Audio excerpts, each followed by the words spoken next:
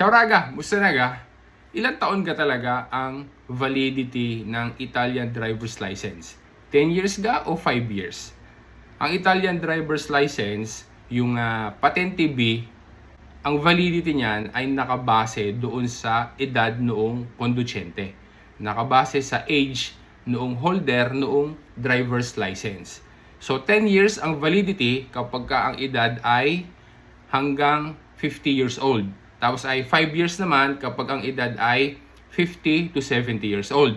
Nagiging 3 years naman kapag ka ang edad ay 70 years old hanggang 80 years old.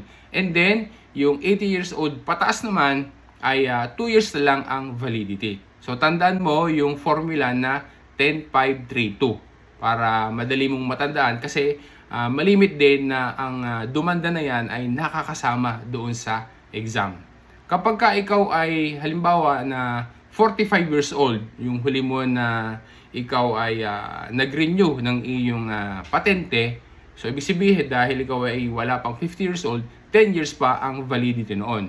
So pagdating mo ng 55 years old, dahil nandun ka na sa bracket na 50 to 70, so ang mangyayari ay magiging 5 years na lang ang validity ng iyong patente. Madali naman na tandaan ang expiration ng patente dahil yan ay kasabay ng iyong birthday. Ayun raga, sana naging malinaw sa iyo at ma-share mo rin sa iba. Kung sakali na ikaw ay nag-eskwela guida or nagpe-prepare ka para sa exam at ikaw ay may gustong itanong, i-comment mo lang dyan at isi-share ko sa iyo yung natutunan ko sa eskwela guida. Maraming salamat raga. Ala prosima.